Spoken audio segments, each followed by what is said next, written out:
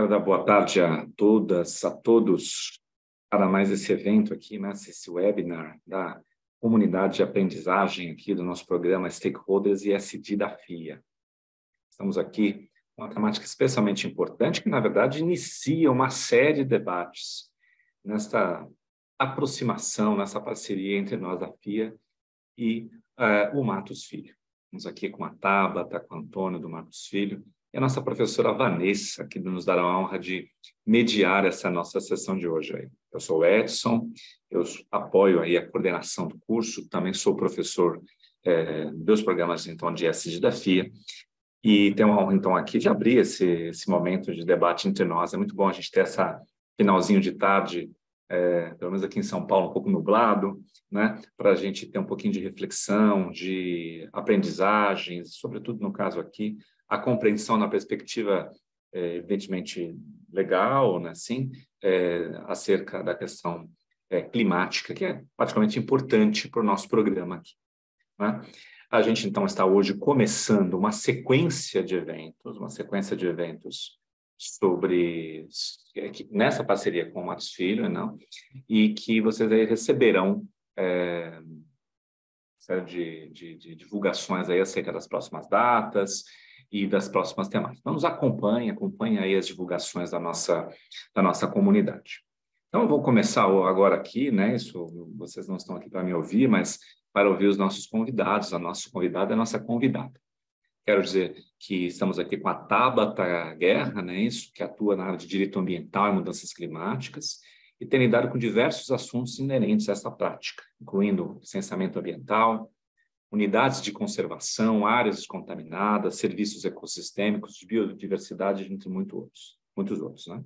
Ela coordena no Matos Filho uma equipe focada em aspectos de mudanças climáticas, olha que interessante, né? Assessorando diversas operações envolvendo temas como mercado de carbono, entre outros. Né? Estruturação e concepção de projetos, compra e venda de créditos, condução de due diligence, entre muitos outros.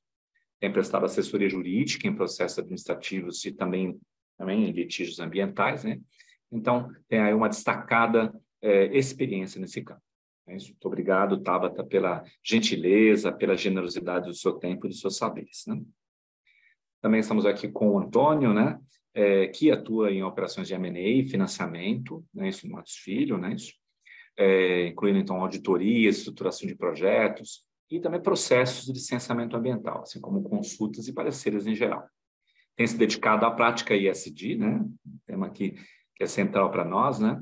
E que tem sido, no Matos Filho, bastante pioneira, né, no campo jurídico brasileiro. Né? Então, inclusive, isso é o motivo pelo qual a gente tem aqui essa aproximação tão interessante entre uma escola de negócios e um escritório com a referência nacional e internacional do Matos Filho. O Antônio também atua com contencioso judicial e administrativo, em resolução de diversos problemas de conflitos, né? Então, e tem sido aí membro, né, isso de diferentes comitês, né? O Comitê de Meio Ambiente, Saúde e Segurança da International Bar Association, chamada IBA, né? E acho aí que estamos aí em excelente companhia, né? Também com a professora Vanessa Pinsky, que é professora do nosso curso, né? Quase desnecessário apresentar a professora Vanessa Pinsky, uma das grandes vozes do tema da sustentabilidade no Brasil, né? Isso é uma pesquisadora muito reconhecida, uma consultora de empresas, uma palestrante tão procurada, uma das assim, estrelas do nosso programa Stakeholders ESG.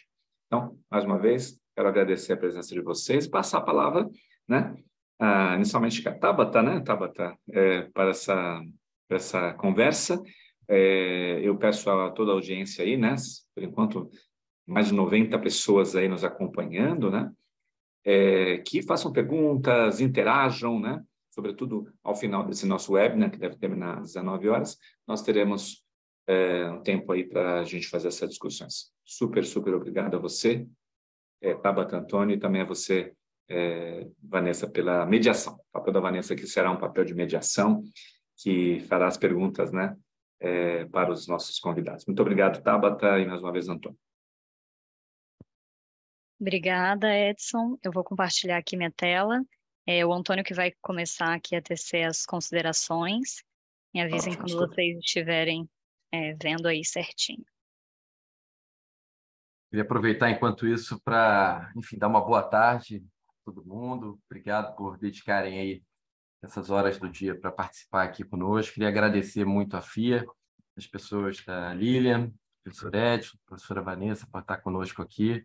Para nós aqui do Mato Filho é uma honra manter essa parceria com a instituição de tanto renome quanto a FIA, e é um prazer estar dentro desse programa ESG, que é um tema tão caro para nós, né? Acho que o professor Edson destacou aqui a nossa atuação no tema, e ela está super alinhada com o que o mundo tem encarado em relação a esse tema, né? Eu acho que a gente está num momento super especial da atuação aí no tema ESG. Antes de entrar aqui só no nosso tema específico, né? Eu acho que a gente está aqui a relevância dessa nossa conversa aqui, ela está muito em linha com o momento que a gente vive, né? Eu acho que o ESG passou já por algumas fases.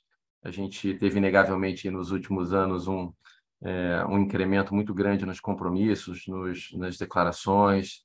Eu acho que, atualmente, a gente está na fase da implementação e principalmente o que a gente chama de assurance aqui, né? De evidenciar o como e o quando a gente vai alcançar esses compromissos, né? Sejam os compromissos sociais, sejam os compromissos ambientais, e principalmente, aqui olhando pelo nosso lado jurídico, qual é a governança que a gente coloca de pé para alcançar esses compromissos. Então, acho que está num momento muito importante, a despeito de cenários internacionais, de crises, etc. Nos parece que o ESG é um movimento estável, que veio para ficar e que vai mudar, está mudando já, né, a forma de fazer negócios no mundo todo, principalmente partindo dos investidores e alcançando as empresas, os consumidores, enfim, todos os stakeholders em geral.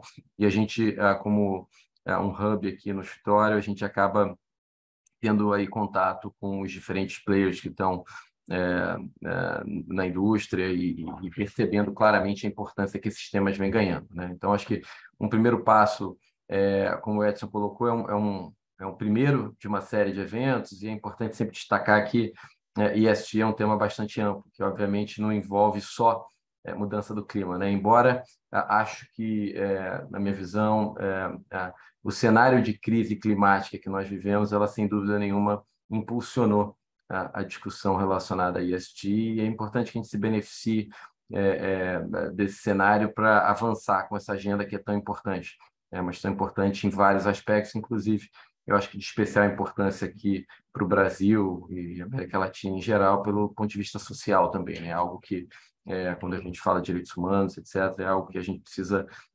apoiar enquanto agenda aqui no Brasil, tá? Então, hoje a gente vai conversar um pouco sobre clima, sobre o cenário que a gente vive hoje em relação à agenda climática, mas só deixar claro realmente que esse programa vai além e vai tocar em outros aspectos aí do ESG que são tão caros e tão importantes aí para a discussão na nossa sociedade, tá? Então, acho que, para dar início aqui, hoje a gente vai falar o tema que é gestão de riscos e oportunidades climáticas, mas para tratar desse tema de uma maneira geral, a gente vai tentar fazer uma brevíssima contextualização, tá? Começando um pouco com o cenário científico que a gente vive, um pouco do que foi o movimento de resposta regulatória internacional e também nacional, dos instrumentos, e aí especificamente a gente vai focar aqui em mercado de carbono, como instrumentos de precificação de carbono, que a gente vai trazer também aqui algum contexto. Vamos falar um pouco sobre tendências, vamos tentar antecipar aqui, né, um exercício de futurologia com todos vocês. Vamos tentar antecipar aqui alguns temas importantes relacionados a essa agenda, e também, obviamente, finalizar aqui discutindo aqui algumas medidas que a gente considera importantes para mitigação de risco, para olhar para esse contexto como oportunidade, tá? E eu acho importante a gente ter no tema a palavra oportunidade, isso aqui no tema da nossa conversa, porque muitas vezes, em especial, empresas, indústrias em geral, olhavam para o tema climático aqui só como desafio. É sem dúvida nenhuma um desafio para todos nós, né? Para todas as gerações que estão aí, as que virão, sem dúvida nenhuma. Acho que até mais para as que virão, a gente vai olhar um pouquinho aqui por esse lado. Mas a gente não pode deixar de ver como desafio e também como oportunidade, tá? Eu acho que a gente tem conversado muito com diversos players que estão bem engajados numa proposta de uma economia verde em geral, e nos parece que o Brasil tem a oportunidade de se posicionar como um player muito estratégico na nova ordem de economia global, com as cadeias produtivas globais que a gente vive, numa tendência de se buscar produtos e serviços cada vez mais eficientes do ponto de vista climático também. Tá? Então, acho que o Brasil tem, sim, grandes oportunidades, e se a gente vai conseguir transformar essas oportunidades em realidade, né? Acho que a gente tem que sair daquela lógica do Brasil ser o país do quase, né? De quase conseguir implementar uma estratégia vencedora. Eu acho que a gente tem um dever e uma possibilidade de alcançar objetivos muito palpáveis do ponto de vista econômico e, consequentemente, esperamos social e também ambiental, a partir das oportunidades que vão se formar com o mundo migrando para um padrão de produção e consumo cada vez mais eficiente do ponto de vista climático. Tá? A gente reúne todas as condições, me parece, aqui nacionalmente, para construir uma agenda e uma indústria, em especial, bastante eficiente.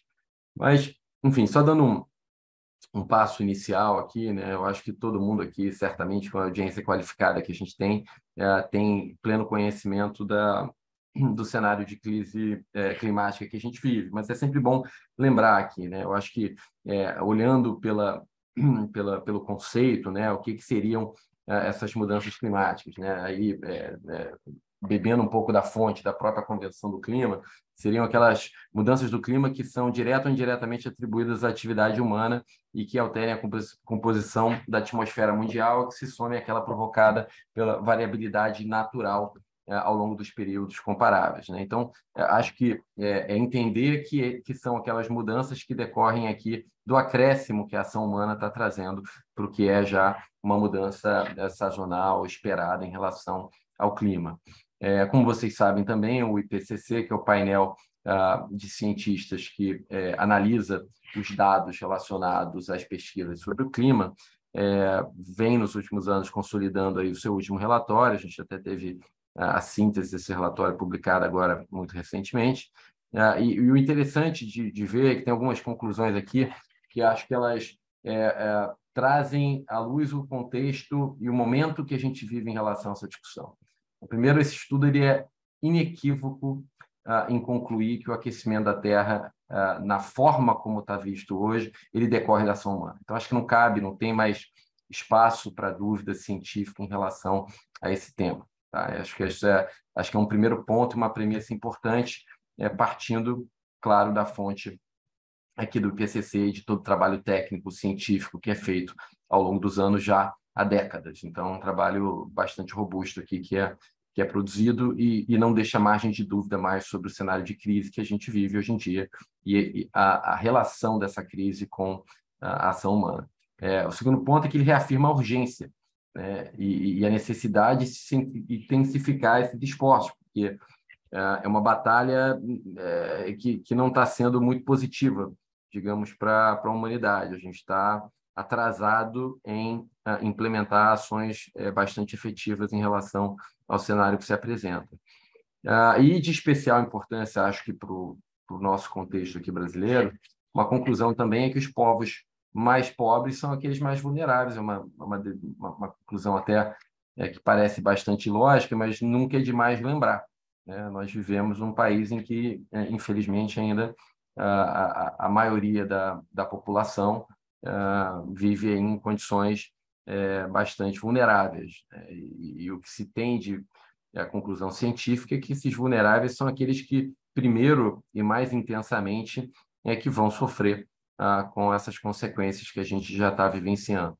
E aí, quando a gente fala de consequências, enfim, os cientistas listam, entre outras, questões relacionadas às ondas de calor, o aumento e o surgimento da incidência de doenças, a acidificação dos oceanos, aumento do nível do mar, e, por consequência disso tudo, até a questão dos refugiados, né? Refugiados ambientais. A gente vai ver cada vez mais, infelizmente, a necessidade até de remoção de populações. As pequenas ilhas já estão aí passando muito dessa realidade, né? Quem acompanha as discussões desse tema sabe de quão sensível é a posição de alguns países, até na sua integralidade, mas, além disso, qualquer país, em alguma medida, em alguma região, já há casos aí bastante significativos. E esse é um ponto importante, né? Porque a gente, historicamente, falava lá, não, um aquecimento global, né? Então, será que o grande problema é só calor? É só um aumento da temperatura? Qual é o impacto disso, né? E o que a gente percebe na prática com as colocações que vêm sendo cada vez feitas de maneira mais enfática pelos cientistas é que isso vai de escassez de chuva a aumento significativo da quantidade de chuva, por exemplo. Essa questão das ondas de calor é super relevante. A gente tem discussões, por exemplo, na região amazônica, que a gente já tem ondas de calor bastante relevantes, você vai ter um aumento da incidência de X dias ao ano para 2, 3 vezes isso, né? E aí, em que medida as nossas cidades, os nossos estados estão equipados para acessar e assessorar as populações nesses cenários de eventos extremos, né? Ainda mais se isso se torna recorrente, né? Pensar no contexto, no país em que a gente está lutando ainda para ter saneamento, se a gente começa, né, se incrementa aí a quantidade de eventos que, por exemplo, aí nessa questão de doenças, né, se a gente já não tem o básico do saneamento básico em boa parte do país, imagina-se um cenário muito mais crítico com um aumento de eventos naturais que podem apoiar a proliferação de doenças, etc. Então, é um cenário bastante crítico, é um cenário que deveria, em alguma medida, direcionar uma ação urgente, e é isso que a gente espera, e parte desse trabalho da gente estar aqui conversando hoje, discutindo e assessorando os nossos clientes e dentro das empresas que a gente trabalha, ajudando nessa conscientização, é uma parte importante do que a gente pode e deve fazer em relação a esse tema, né? Então, acho que pode passar aí, tá? Por favor. Esse gráfico aqui é super interessante, também trazido pelo IPCC, e eu acho que isso deveria fazer com que a gente refletisse assim, de uma maneira muito importante, né? Isso aqui mostra quem é que vai sofrer mais com os efeitos das mudanças climáticas se a gente não agir muito rapidamente. E a gente percebe, por óbvio, que aquelas pessoas que nasceram agora, ou que ainda vão nascer, são aquelas que vão pagar o preço mais alto. Então, assim como a gente queria que os nossos antepassados tivessem tomado as melhores decisões em relação ao uso de recursos naturais, enfim, quaisquer impactos sobre a natureza, é importante que a gente reflita que essas decisões que a gente está tomando agora e as ações que a gente está tomando, elas vão impactar de maneira muito mais significativa os nossos filhos, os nossos netos e os nossos bisnetos, né? Então, todo mundo tem que fazer essa reflexão, né? Não é por nós só que a gente está tendo essa discussão agora, é por gerações futuras e principalmente pelas gerações futuras, né? Então, muito importante que a gente olhe sobre esse viés aqui, tá? Acho que pode passar, tá? Bom, aí eu acho que assim, apresentado o cenário, né? Enfim, só para a gente se contextualizar aqui, acho que é importante a gente olhar qual é o movimento de resposta regulatória que a gente vem tendo, né? Mundialmente. Depois vamos olhar aqui no contexto nacional. O mundo, felizmente, não está parado, né? A gente tem adotado ações, tem várias discussões. Agora, todo o apoio é necessário para que essas ações elas se tornem efetivas e a gente consiga alcançar alguns resultados. A gente sabe que é tudo muito difícil, né? Quando a gente... acho que um ponto importante que eu acho que eu não mencionei é que, diferentemente de outras discussões ambientais, quando a gente fala de mudança climática, tem um elemento dificultador, que é a necessidade de cooperação internacional absoluta, né? Eu acho que quando a gente está tratando aqui do assunto do clima, a gente sabe que a contribuição de um país na Ásia ou na América do Sul ou na América do Norte tem igualmente um efeito nocivo para a comunidade como um todo global. Então, é um elemento que dificulta bastante aqui a discussão, né? Quando você tem um problema local, aqueles problemas ambientais de primeira geração, você tem ações locais que já são difíceis, mas que são mais facilmente implementadas num contexto local. Quando a gente está falando de mudança do clima, a gente precisa necessariamente de um engajamento, de uma colaboração na esfera global, o que torna as coisas bastante mais complicadas. Mas o fato é que, felizmente, o mundo vem caminhando e vem agindo. E a gente tem iniciativas aqui desde os anos 70, final dos anos 70. A gente sabe que, enfim, nos anos 70, 60, 70, a gente teve um início assim, mais significativo das discussões ambientais nos Estados Unidos, na Europa, e depois no restante do mundo. E aí, em 79, foi estabelecido o IPCC, justamente esse mesmo painel que eu mencionei agora há pouco, que editou esse último relatório, o sexto relatório. Então, o IPCC está lá desde 1979, instituído, e fazendo esse trabalho importante do ponto de vista científico. Aí a gente tem um grande marco em 1992, que foi a Rio 92, a Conferência da ONU, em que foi assinada a Convenção Quadro da Mudança do Clima. Fundamental, um tratado que reuniu os países em torno de medidas efetivas que precisariam ser adotadas para combater aquele que era um problema ali já conhecido, mas ainda numa fase inicial, digamos, de compreensão, mas já buscando o engajamento dos países como um todo para endereçar as questões importantes que versam sobre esse problema já de uma geração mais avançada do ponto de vista ambiental e muito mais complexo do que o mundo estava acostumado a endereçar. Um ponto bem importante nesse tratado é que foi definida a lógica da realização das reuniões periódicas, das conferências das partes para essa convenção, que são as famosas COPs, que a gente vem agora acompanhando, né? São temas que hoje estão na ordem do dia, todo mundo vem acompanhando a realização dessas COPs. E numa dessas, a gente teve, em 97, o estabelecimento de um primeiro grande acordo de redução efetiva de emissões. A gente vai falar um pouquinho mais à frente aí, dele, mais especificamente, que foi o Protocolo de Quioto, que vigorou por um bom tempo, e tinha ali como meta reduzir emissões em relação ao ano de 1990, que vinha pouco antes ali da Convenção Quadro, em 92. Fato é que passaram-se os anos e, em 2015, o mundo assinou um novo acordo na COP21, então, na 21ª reunião das partes, ou seja, depois de todo esse tempo, o que a gente hoje conhece como o Acordo de Paris, que já num contexto de reconhecimento de uma gravidade maior do tema, infelizmente o tempo se passou e o que a gente concluiu é que a situação não só permanecia, mas tinha se agravado bastante, e o mundo chegou à conclusão, e foi um acordo histórico, uma participação bastante expressiva, de que seria muito importante para a humanidade não permitir que a temperatura global ultrapassasse em 2 graus a temperatura pré-era industrial, e que, preferencialmente, a gente deveria manter esse aumento até 1,5 grau, o que seria bastante desejável do ponto de vista dos efeitos que a gente vai precisar sentir em relação a esse fenômeno. Eu acho que pode passar, tá? E aqui só, enfim, trazendo um pouquinho mais de detalhe em relação a esses 2 acordos bastante emblemáticos, né? Então, está falando aqui para vocês do Protocolo de Quioto e do Acordo de Paris. Eu acho importante a gente fazer uma diferenciação histórica aqui, que é super importante. E dando um passinho atrás também, explicando um princípio que vem, desde então, norteando todas as negociações internacionais relacionadas ao clima, que é o que a gente chama do princípio das responsabilidades comuns, porém diferenciadas. O que é isso, né, na verdade? Parece claro que os países industrializados foram responsáveis pela primeira contribuição de gases de efeito estufa que acabaram por acarretar o cenário crítico global vivenciado anos depois.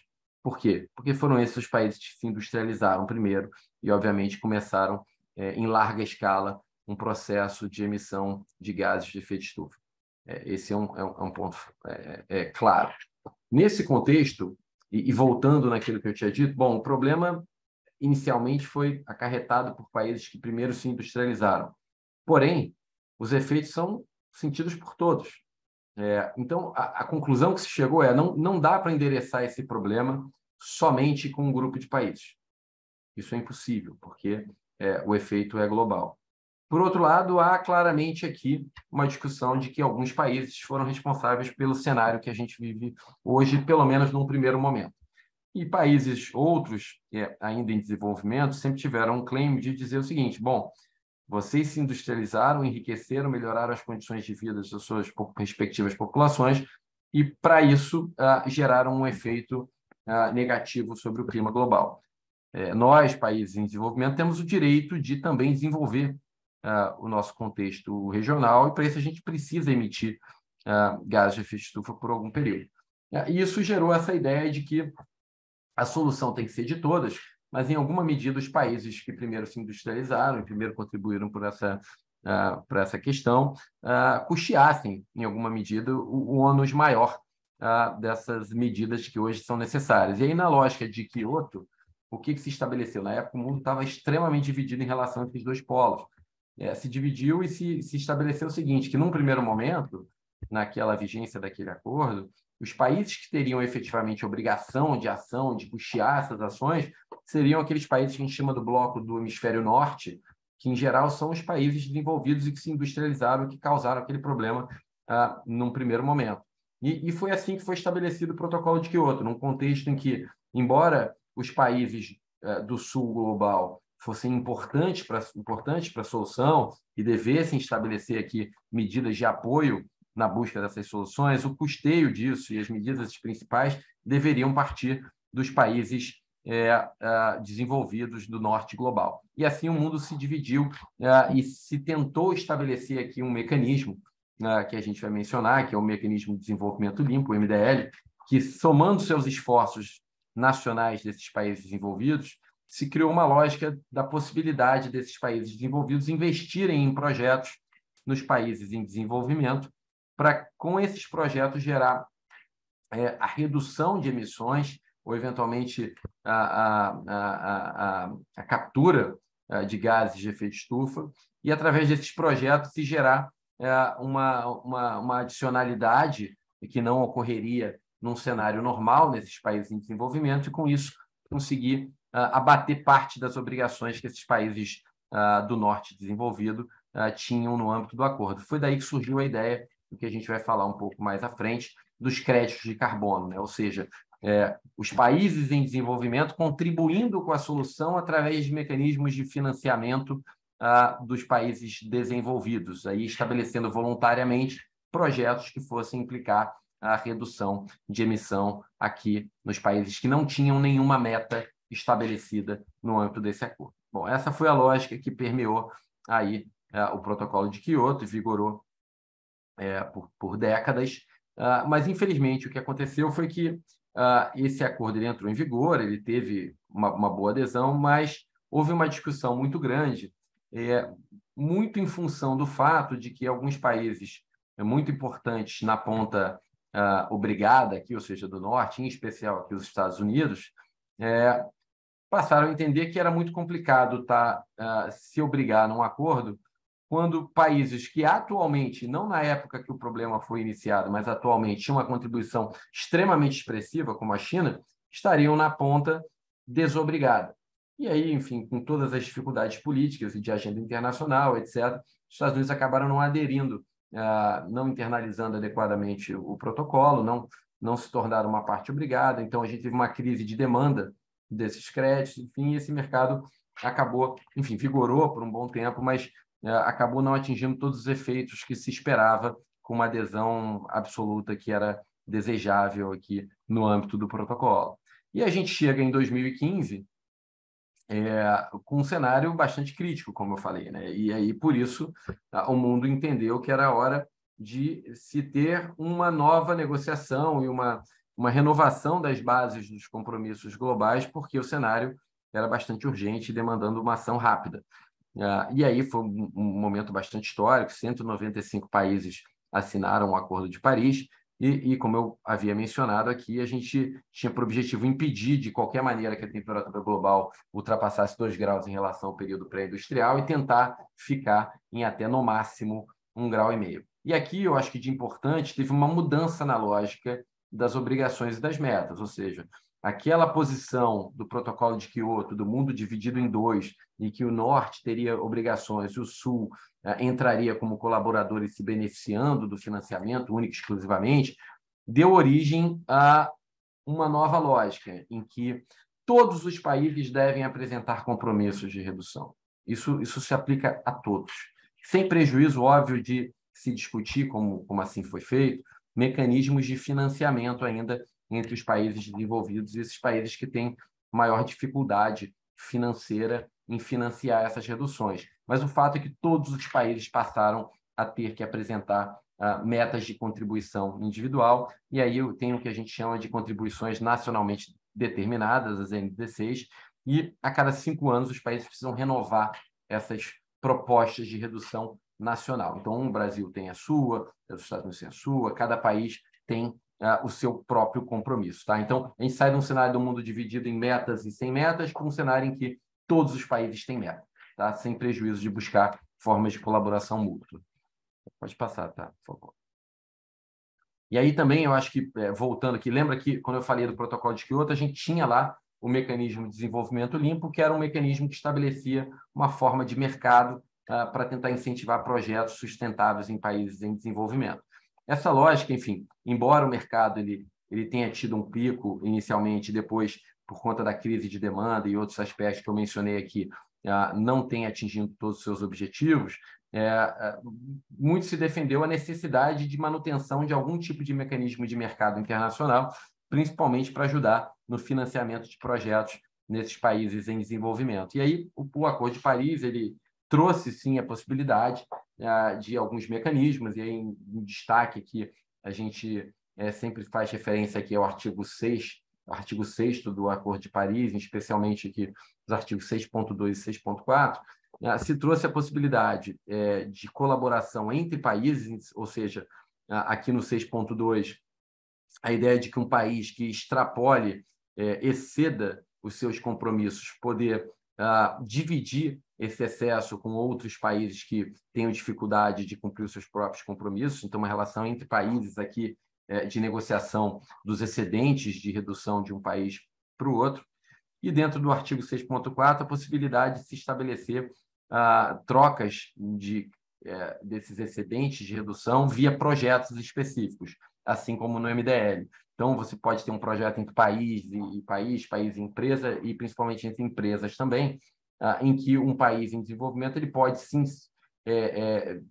sediar um projeto que vai trazer uma redução, e essa redução ela pode, por opção comercial, não ser contabilizada pelo país que desenvolveu o projeto e ser cedida, vendida para um país que tenha talvez um custo maior, uma dificuldade maior em realizar uma redução. Então, aqui se estabeleceu também a ideia, a semente para um novo mercado internacional que poderia substituir aquele mercado que a gente teve na época do Protocolo de Quioto. Tá?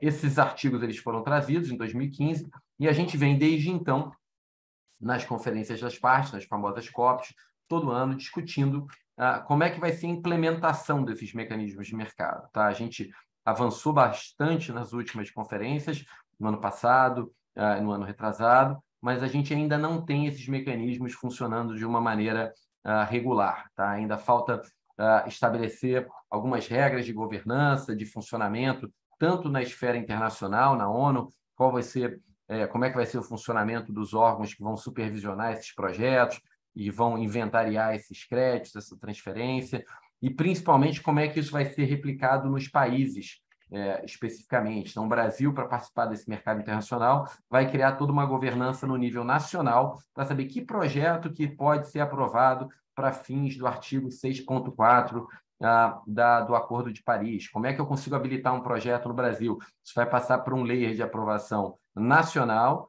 e também por uma aprovação dentro do organismo da ONU, que vai certificar esses projetos e vai permitir, então, a venda desses créditos entre os participantes. Então, é uma semente que está plantada, é muito incentivada, mas a gente ainda está detalhando aí a regulamentação disso. Vamos ver como ela vai avançar nos próximos anos para ver se a gente vai se beneficiar no curto prazo desses mercados. E aí eu acho que assim tentamos trazer aqui um pouco do contexto internacional, mas seria bom citar um pouco também da linha do tempo no Brasil, né? O que o Brasil fez esse tempo todo, né? A gente teve essas iniciativas entre os países, com todos os desafios que eu falei para vocês.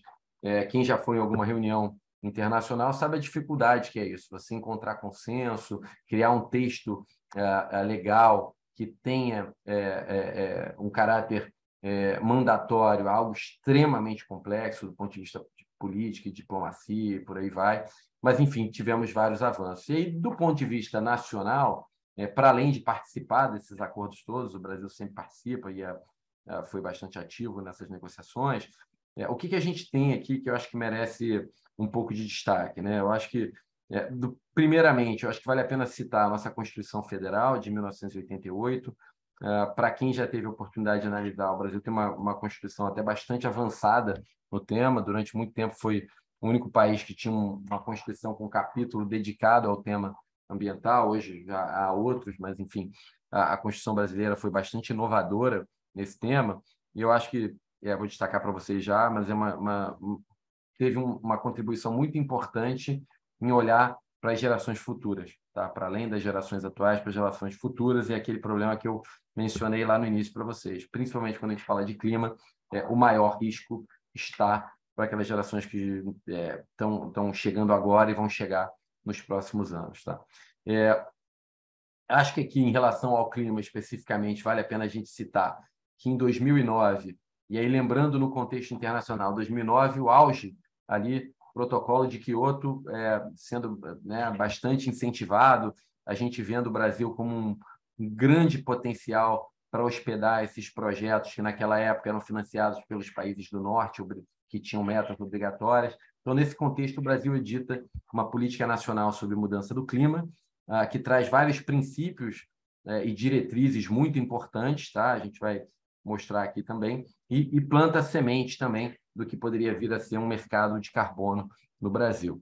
E aí a gente tem, depois de muito tempo, algumas iniciativas pontuais, o programa do RenovaBio, que visa aí, reduzir a intensidade de carbono nos combustíveis no Brasil, que tem crescido bastante.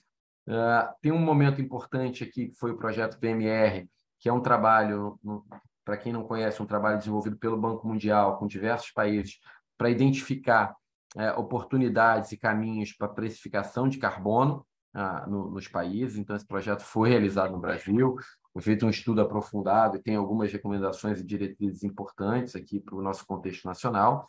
E a gente teve no ano passado, e aí já entrando para esse ano, algumas iniciativas muito seguindo a pressão internacional de discussão das conferências das partes, que a gente mencionou aqui, as últimas com uma intensidade muito grande na discussão dos temas de mercado de carbono. A gente teve um decreto aqui, que é o decreto 11075, que regulamentou em parte aquela política nacional de mudança do clima lá de 2009, e a gente tem também diversos projetos de lei que foram apresentados no último ano, principalmente, que pretendem a implementação de um mercado regulado de carbono no Brasil. A gente já vai falar um pouquinho sobre o que é isso, tá? Então, pode passar, tá?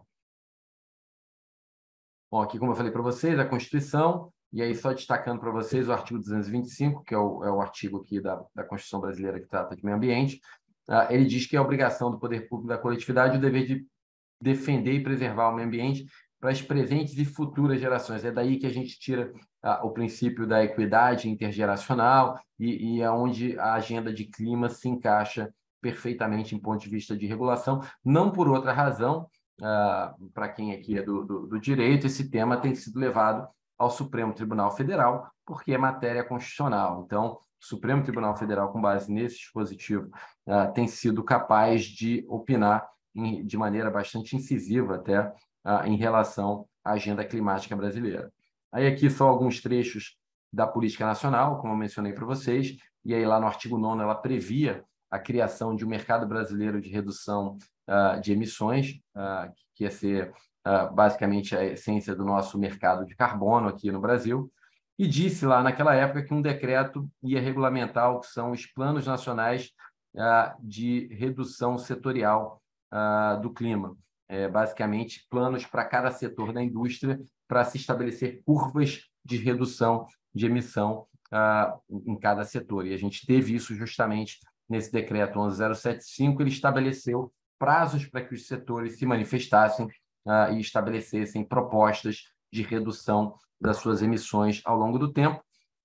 Esse prazo foi renovado, já está acabando, e a gente agora não sabe, houve uma mudança de governo, a gente não sabe em que medida esse decreto vai se manter vigente, essa lógica vai ter sequência, a gente até acredita que talvez não, mas, enfim, não há ainda nenhuma certeza em relação a esse tema de como vai avançar. Como eu falei para vocês, existem vários projetos de lei tratando do estabelecimento de um mercado possivelmente regulado de carbono aqui no Brasil, e se isso ocorrer, se for editada uma lei, ela provavelmente vai alterar a nossa política lá de 2009 e substituir essa lógica trazida por esse decreto. Tá?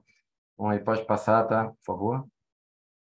Aqui só aí, enfim, feito esse contexto geral sobre a regulação internacional e nacional, a gente queria falar um pouquinho sobre precificação de carbono para a gente poder entrar em projetos de crédito de carbono. Tá?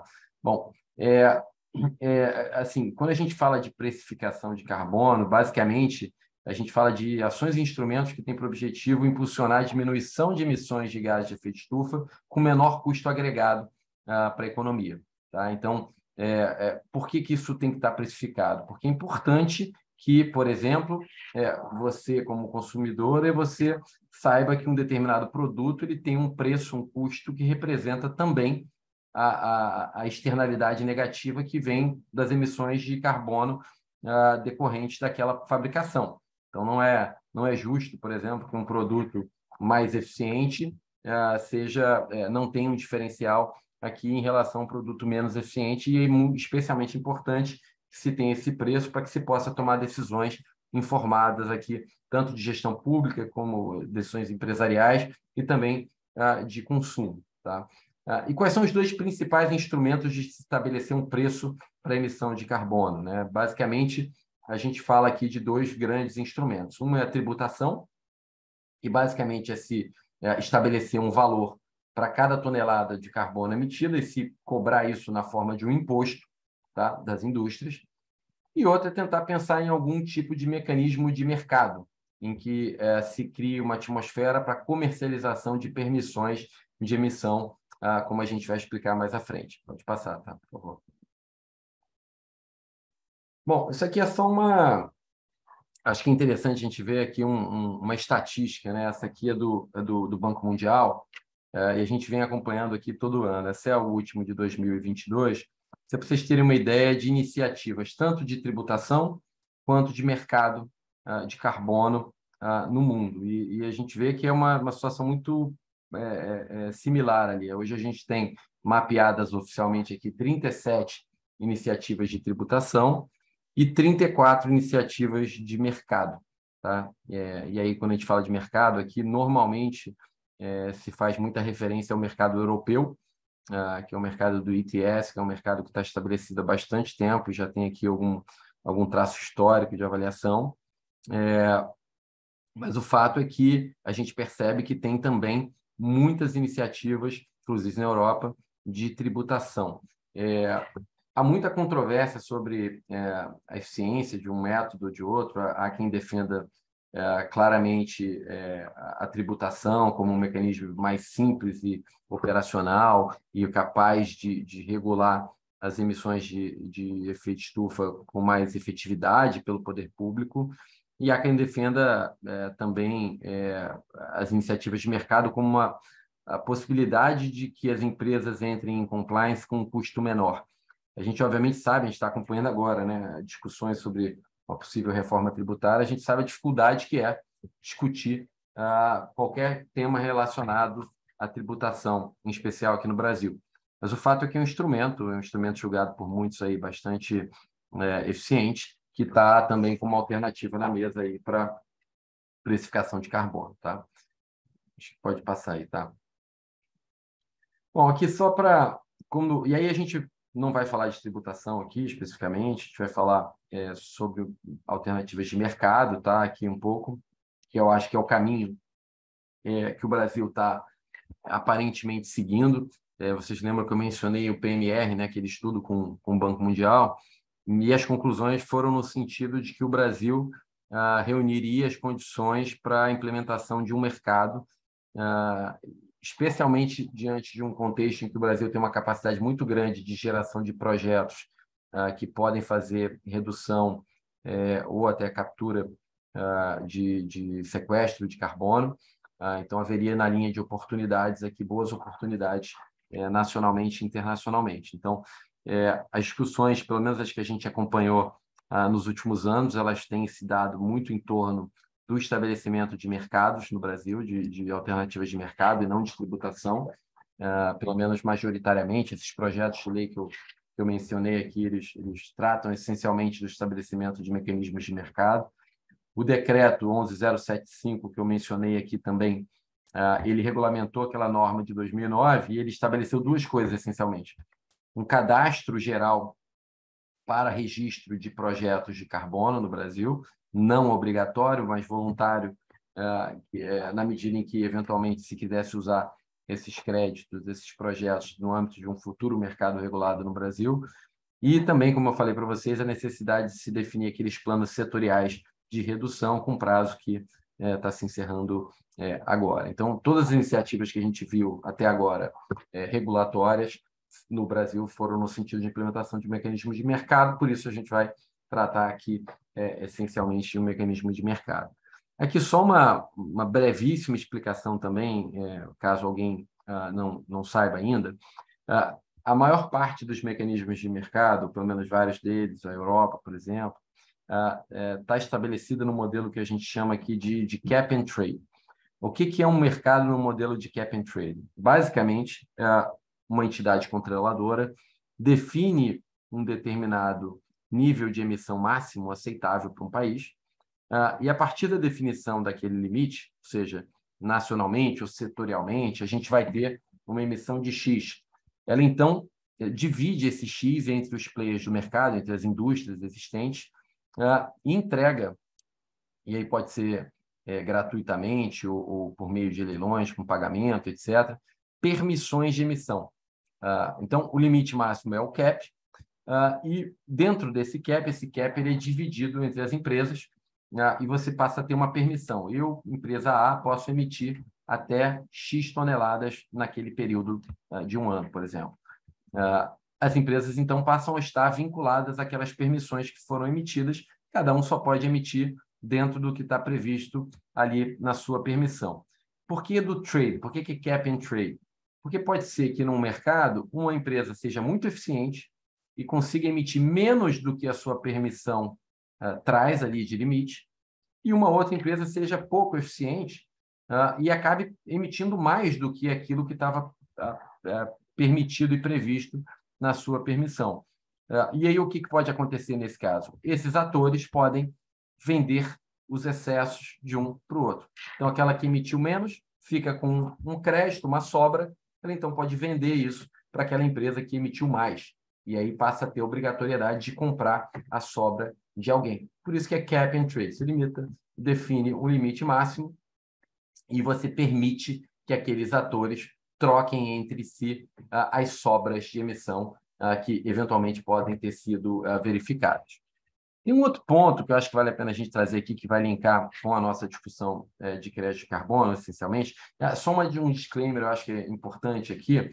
Quando a gente está falando dessas permissões de emissão, a gente não está falando de crédito de carbono, tá? A gente está falando de permissão de emissão. É um instrumento próprio que tem relação com o quanto você pode emitir de carbono. O que é o crédito de carbono? Onde é que ele surge?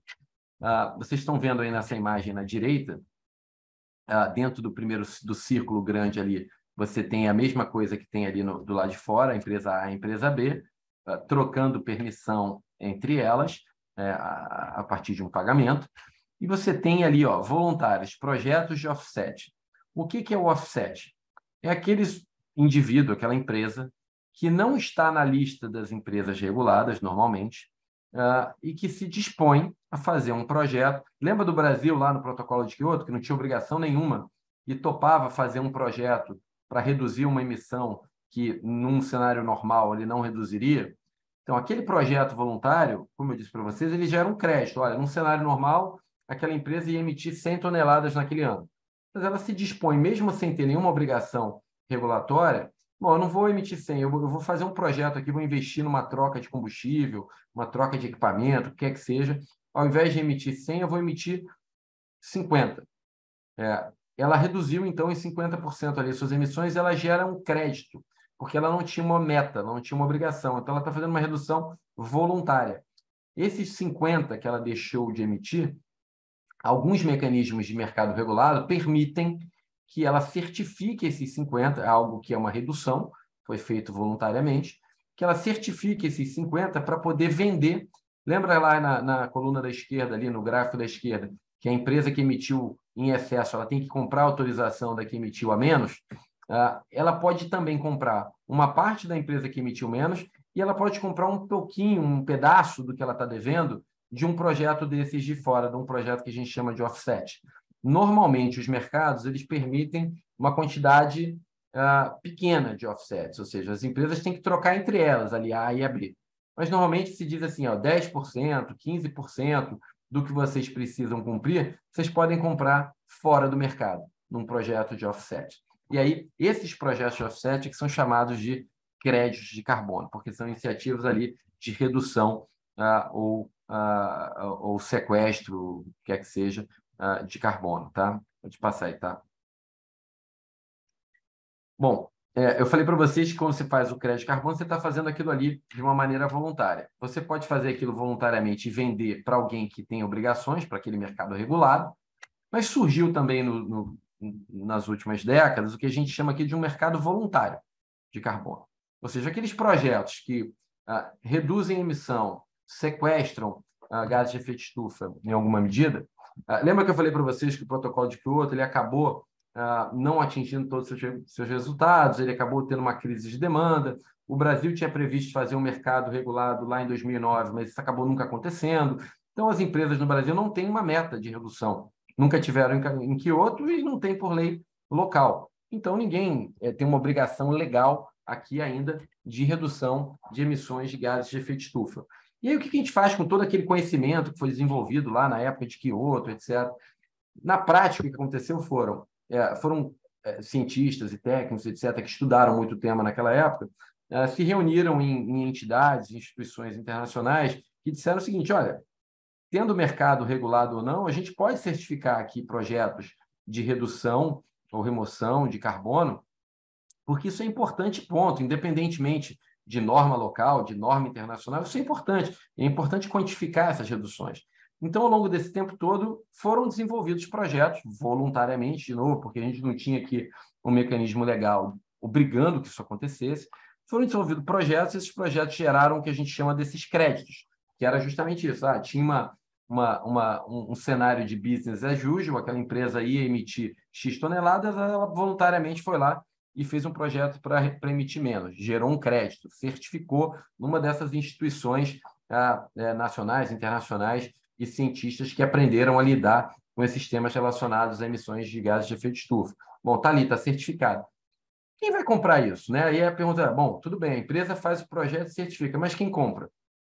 Durante muito tempo não houve um mercado pujante em relação a esse tema. Esse crédito ele chegou a valer centavos de centavos, ou seja, absolutamente você não tinha na ponta da demanda quem comprasse, mas ainda assim vários projetos foram desenvolvidos. Alguns projetos foram desenvolvidos lá na época do protocolo de Kyoto e os créditos acabaram não sendo vendidos por conta da crise de demanda e do fim do ciclo daquele projeto, do Kyoto, e outros foram desenvolvidos e simplesmente a gente não tinha a ponta da demanda para gerar uma precificação maior disso. Isso foi acontecendo, enfim, naturalmente, mas o que aconteceu nos últimos anos, né? A gente vivendo, eu comecei a nossa conversa aqui hoje lembrando um pouco do ESG, de uma maneira geral, né? E eu acho que, e falando um pouco do cenário de crise climática que a gente vive, né? O que aconteceu foi que nos últimos anos, em especial na pandemia, pouco antes, pouco depois, o mundo canalizou esforços aqui em relação a esses temas de sustentabilidade, de uma maneira geral, e a gente percebeu uma demanda muito crescente, muito forte em relação ao que a gente chama desses créditos voluntários de carbono. A questão de responsabilidade corporativa das companhias, a sociedade empurrando, enfim, os investidores adotando uma agenda ESG, exigindo das companhias que passassem a monitorar, inventariar suas emissões e prover planos concretos de redução e, em alguma medida, de compensação, fez com que o setor empresarial começasse a abraçar a ideia de comprar esses créditos e financiar esses projetos que traziam benefícios. Tá? Então, o que a gente vê nesses gráficos aí é como esse mercado subiu dramaticamente nos últimos 10 anos, justamente impulsionado por esses compromissos voluntários das empresas. Devem acompanhar os diversos compromissos que a gente teve aí nos últimos anos, as companhias dizendo que vão ser carbono neutras, net zero, né? Ou seja, o que é a compensação de carbono, né? As empresas vão fazer o máximo de esforço possível para reduzir as suas emissões dentro de casa, ou seja, trocando equipamentos, atualizando suas máquinas, trocando combustível, mudando tecnologia, mas isso às vezes tem um limite de viabilidade no tempo, e aí os créditos de carbono surgem justamente nesse contexto. Olha, eu consegui reduzir uma parte aqui dentro de casa, mas aquilo que eu não consegui reduzir, eu vou investir num projeto de alguém que fez um projeto voluntário aqui de carbono, e a diferença daquele projeto, do que ele gerou ali de redução ou de captura de carbono, eu vou pagar, vou comprar esse crédito para dizer que aquele meu excedente que eu não consegui resolver dentro de casa, eu estou financiando um projeto que está trazendo uma redução importante. Porque, lembrando, gente, o efeito ele é global, né? Então, pouco importa onde a redução está ocorrendo. Importa que no balanço geral a gente tem um equilíbrio. Então, esses projetos serviram muito nos últimos anos para, dentro desse contexto de compromissos voluntários das empresas, voluntários, mas óbvio, seguindo uma tendência mundial, né, muito empurrada pelos investidores, como eu disse. Então, vocês podem perceber aí pelo incremento gigantesco que a gente teve de projetos, como esse movimento ele foi real. Quem que está comprando aqui? Uma empresa que não tem obrigação nenhuma, comprando de alguém que desenvolveu um projeto também sem nenhuma obrigação legal. Então, algo absolutamente voluntário. Por isso que a gente chama esse mercado de mercado voluntário de carbono, que é exatamente onde as empresas e os desenvolvedores de projetos, os proprietários de terra, trocam esses créditos de uma maneira voluntária. Pode passar aí, tá? Aqui eu acho que, enfim, só para deixar claro para vocês, quando a gente fala de crédito de carbono, a gente está falando de 1 tonelada equivalente de carbono, e quando a gente fala de carbono, não é só carbono, é carbono e outros gases de efeito estufa que são até muito mais impactantes, como é o caso do metano, dos aterros, vocês conhecem, o óxido nitroso, etc.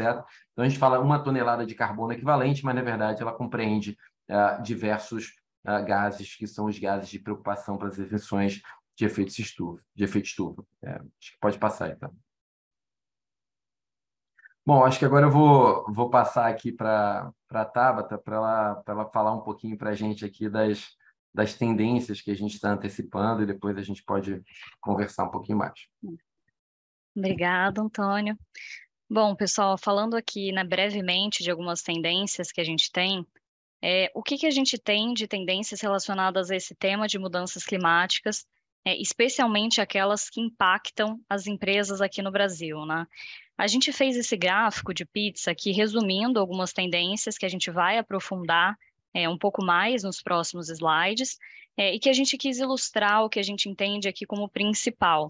Então, a gente tem, né, a tendência da criação de um mercado regulado aqui no Brasil, que o Antônio já mencionou um pouco, quando ele falou dos projetos de lei que estão em tramitação, do decreto de maio do ano passado.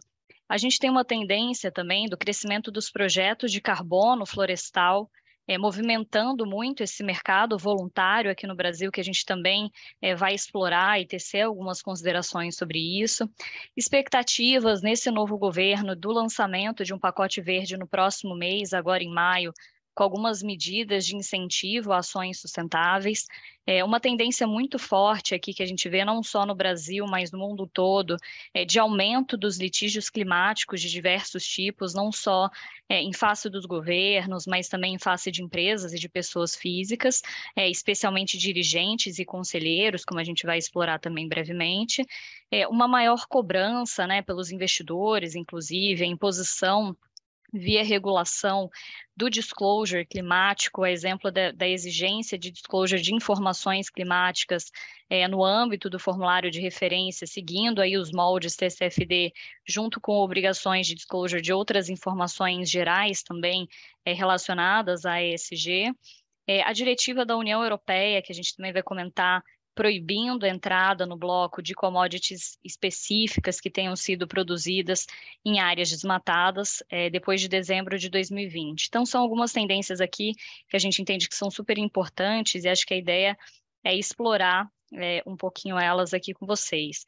Então, começando a falar dessa primeira tendência aqui da criação de um mercado regulado no Brasil, a gente já mencionou essa existência dos projetos de lei em discussão no Congresso.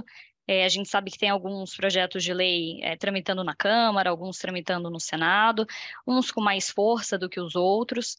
Acho que a ideia de todos eles é trazer uma regulação via um sistema de cap and trade, como o Antônio mencionou agora há pouco, deixando para uma regulamentação dessa lei quais setores exatamente seriam abrangidos por essa legislação, como que seria o faseamento do cumprimento, como que seriam as metas. Mas recentemente a gente viu também o executivo querendo puxar essa agenda.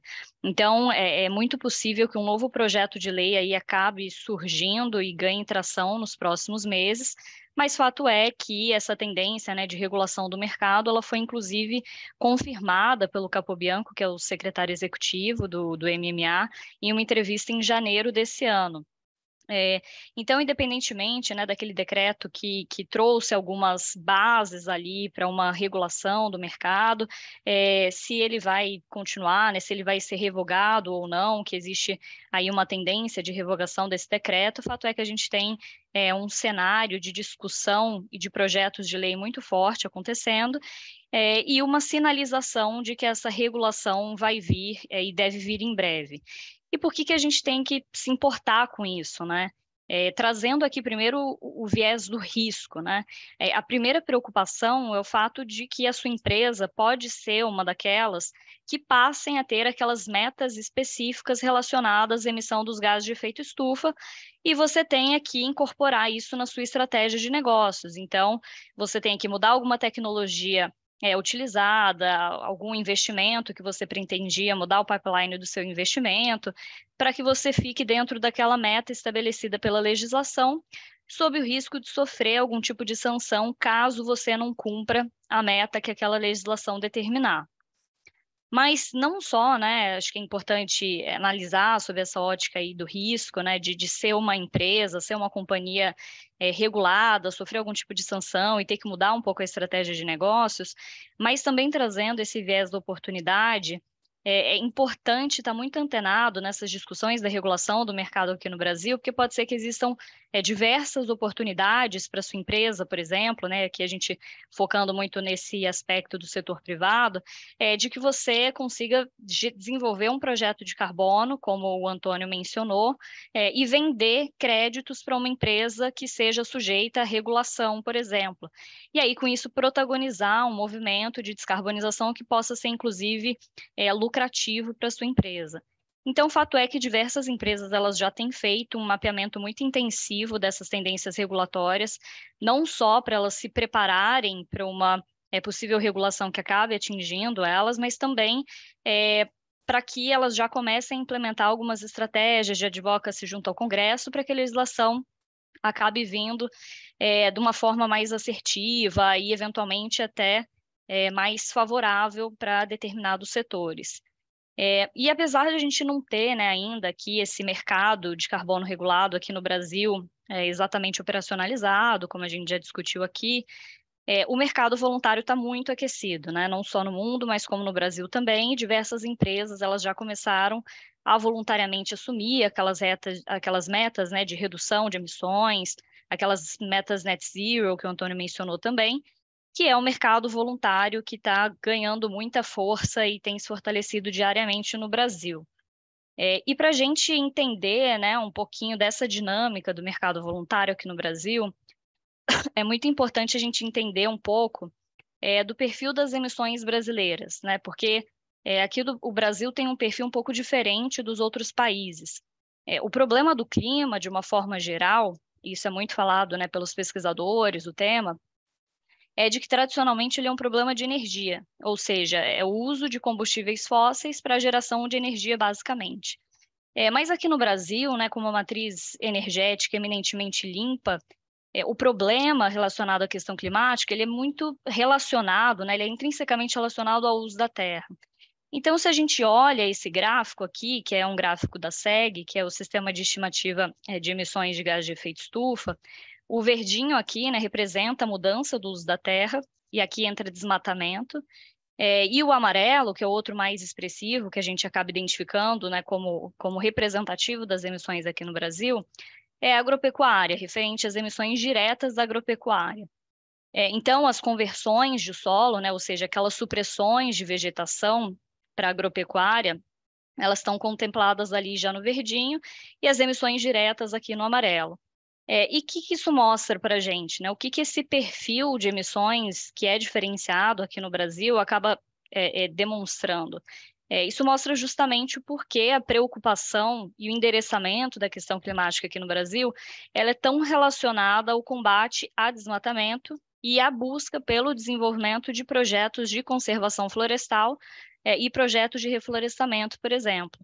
E é aqui que a gente tem visto uma grande movimentação e também uma grande oportunidade para o Brasil. Então, se a gente olha aqui, né, como uma tendência brasileira, a gente tem, sem dúvida nenhuma, o desenvolvimento e a geração de créditos de carbono florestais. Então, sejam créditos relacionados à conservação das florestas, ou seja, manter a floresta em pé, que a gente costuma chamar de projetos de REDD, ou sejam também créditos e projetos relacionados à restauração e reflorestamento, que tem uma tendência até de serem um pouco mais caros do que aqueles créditos de conservação. E saiu um estudo recente aqui da McKinsey indicando o potencial brasileiro no mercado de carbono voluntário, indicando que ele pode dominar até 15% do mercado em 2030, mas ele também traz alguns desafios, né? Sinaliza alguns desafios aqui que a gente tem para operacionalização, né? Integridade maior desse mercado. Um deles é o endereçamento de algumas deficiências regulatórias. A gente viu que o Brasil ainda não tem essa regulação específica, né, tratando de mercado, e muitas vezes, até para o próprio mercado voluntário, isso traz uma certa insegurança de como que esses créditos vão ser incorporados e vão ser relacionados com a própria regulação do mercado, como esses créditos de mercado voluntário vão ser utilizados ou não pelo Brasil, por exemplo, para cumprir a sua NDC, como a gente mencionou lá no começo. Além disso, o Brasil precisaria desenvolver uma governança de mercado muito mais sólida, criando alguns mecanismos, né, que pudessem converter esses créditos em produtos para serem comercializados assim, com mais segurança, mais integridade.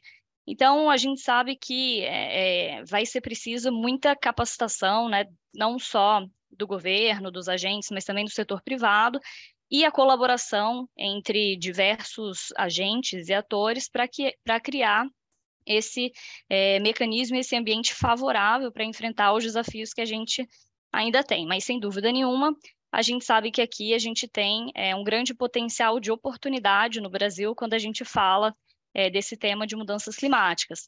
E o que a gente tem visto aqui no mundo todo é que as estimativas elas acabam sugerindo que os valores, os próprios valores, né, dos créditos do carbono tendem a aumentar aí em cerca de 15 vezes ou até mais em 2030, e até 100 vezes até 2050. Então, assim, um mercado que movimentou em 2021 por volta de $1 bilhão, o que eles dizem, né, o que os estudos acabam apontando, é que existe uma tendência de que isso movimente de 50 a 100 bilhões de dólares até 2030. E o Brasil, sem dúvida nenhuma, vai ter condições ali privilegiadas para desenvolver um mercado de crédito de carbono, e muito focado com esse potencial, né, que o nosso país tem de geração de créditos por meio das soluções baseadas na natureza. Até para ilustrar, né, um pouco esse dado, a gente tem aqui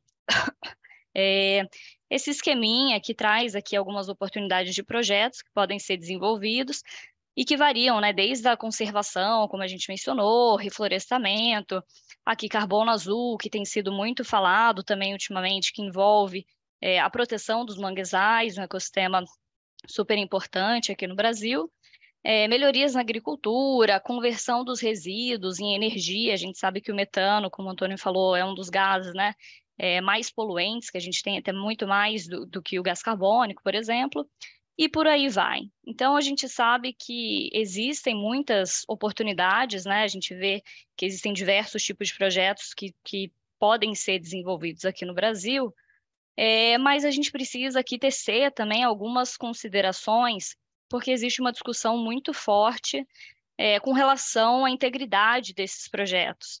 Então, uma notícia, né, acho que muitos de vocês devem ter visto até, que foi vinculada pelo jornal britânico The Guardian, trouxe uma informação de que após alguns meses, salvo engano, 9 meses de investigação, que eles realizaram, né, em projetos da plataforma que chama Verra, que é a maior certificadora de projetos de carbono do mercado voluntário hoje em dia.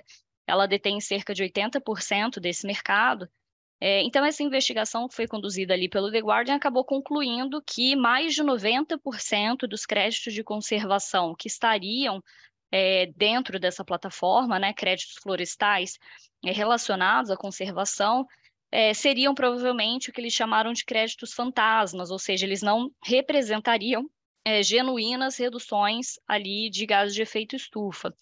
E a notícia, enfim, acabou informando que analisou alguns dados científicos e tal, mas a Verra se manifestou, né, algumas vezes depois dessa notícia, porque isso acabou gerando uma preocupação muito forte dos agentes de mercado, desse mercado voluntário, e a Verra acabou se manifestando, né, dizendo que o estudo acabou não considerando questões específicas de cada projeto, não considerou, né, algumas questões metodológicas que eram muito relevantes e que deveriam ser consideradas.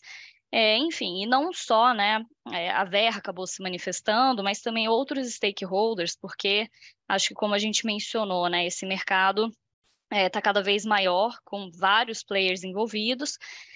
Então, outros stakeholders, que incluem aqui desenvolvedores de projetos de carbono no mundo, publicaram uma carta em resposta a essa notícia, e acabaram afirmando assim que, apesar, né, de o mercado de crédito de carbono por si só não resolver a questão das mudanças climáticas, sem dúvida nenhuma, eles entendem que os créditos de carbono, eles são, sim, um instrumento importante nesse movimento de combate às mudanças do clima, e que existem, sim, créditos que são de alta qualidade, e que devem ser diferenciados, né, de outros projetos e de outros créditos que acabam circulando no mercado. E aqui, então, uma questão muito importante que a gente sempre gosta de falar é a importância das due diligence, não só dos projetos, mas como dos créditos de carbono, porque caso sua empresa, por exemplo, tenha uma meta de descarbonização, e parte dessa meta, por exemplo, vai ser cumprida comprando esses créditos de carbono, né? É importante que exista não só uma avaliação técnica daquele projeto, mas também uma avaliação jurídica daquele crédito de carbono, para garantir o lastro, garantir a integridade desses créditos, sempre adotando uma estratégia climática muito robusta dentro das companhias, né? Então, na tentativa de trazer um pouco mais de integridade para esse mercado voluntário de carbono, existe uma iniciativa, que é essa Integrity Council for the Voluntary Carbon Market, que a gente colocou aqui na tela, que consolidou 10 princípios orientadores para esse mercado. Dentre eles, a gente tem aqui os 4 primeiros, né, que dizem respeito à governança, que se aplicam especificamente aos programas de certificação, dizendo que esses programas, então, têm que ter uma governança efetiva, você tem que conseguir acompanhar os projetos que são desenvolvidos ali naquela plataforma, tem que existir uma ampla transparência das informações, tem que ter uma exigência muito robusta, né, de auditoria, verificação por terceiros, aqueles projetos que são submetidos a certificadoras. A gente tem outros 4 princípios aqui que dizem respeito ao crédito de carbono em si, dizendo que ele precisa ter adicionalidade, tem que ser um crédito que, de fato, as reduções e as remoções de gases de efeito estufa sejam permanentes, com uma quantificação robusta, sem existir o que a gente chama aquilo de dupla contagem, com o mesmo crédito, por exemplo, sendo utilizado por mais de uma parte para compensar suas próprias emissões.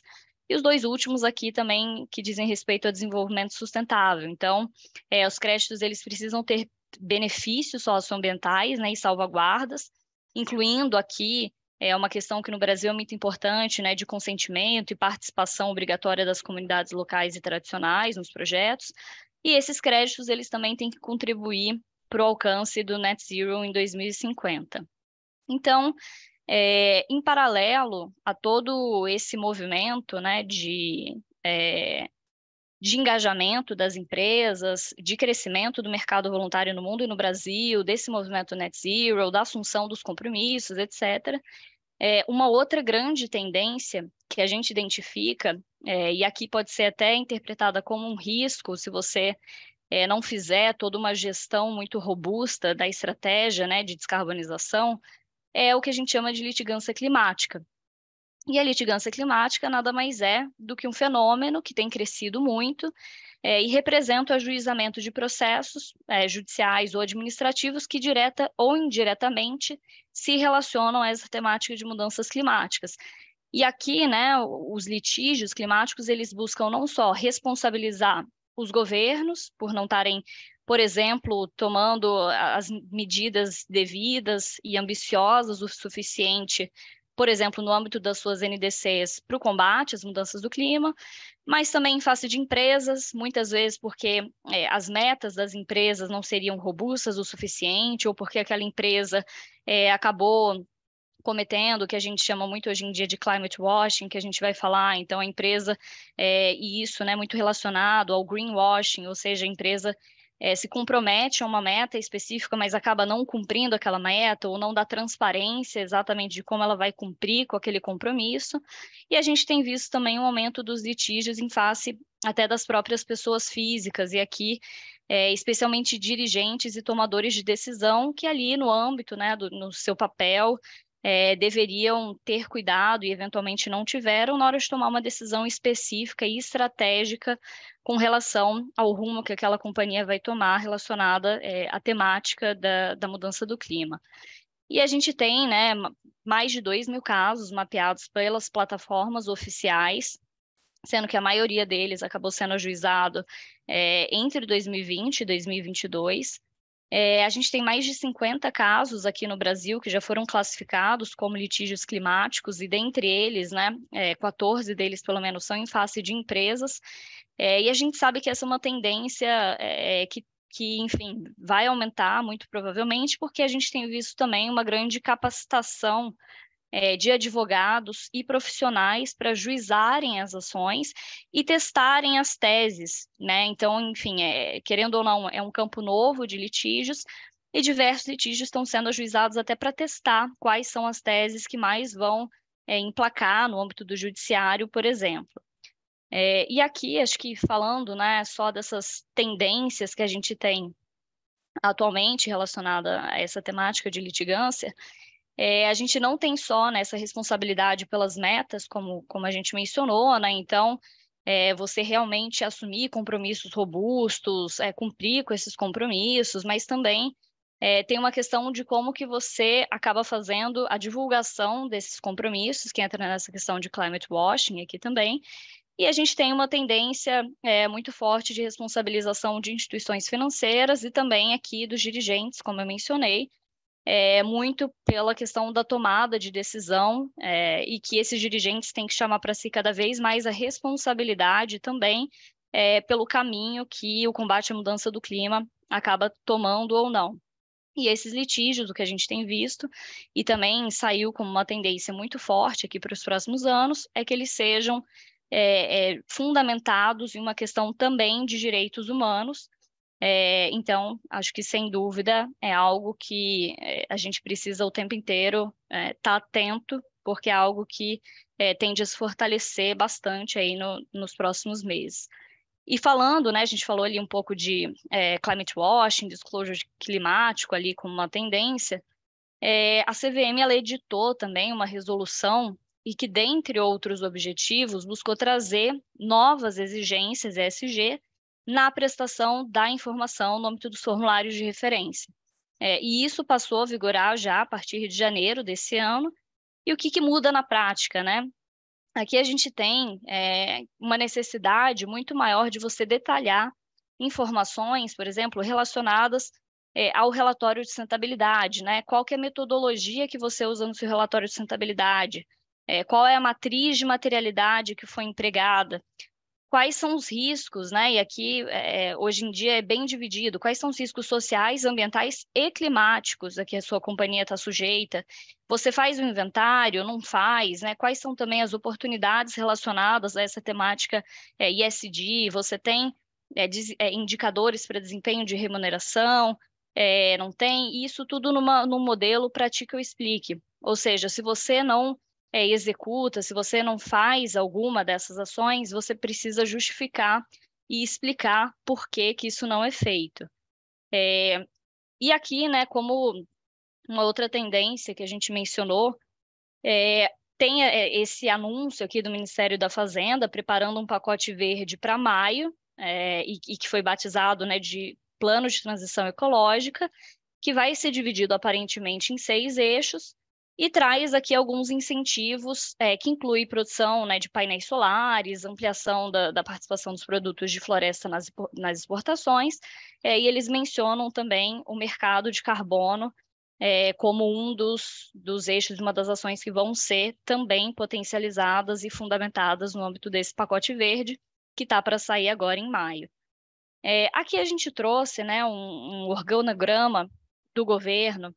A ideia não é passar por ele, mas é só mostrar como esse tema está muito intrínseco e está muito central nesse novo governo. Então, hoje em dia, a gente tem o MMA, que hoje em dia se chama, né, Ministério do Meio Ambiente e Mudança do Clima, com diversas secretarias aqui relacionadas a esse tema da mudança climática. Mas não só isso, a gente tem aqui também secretarias relacionadas a esse assunto em todos os outros ministérios. Então, sem dúvida nenhuma, acho que isso deixou muito marcado e evidente de que é uma agenda central do governo, e a gente ainda vai entender como que vai ser a governança e como todas essas secretarias, todas essas agendas, elas vão se relacionar e vão caminhar em conjunto aí para as futuras tomadas de decisão que a gente tem aqui.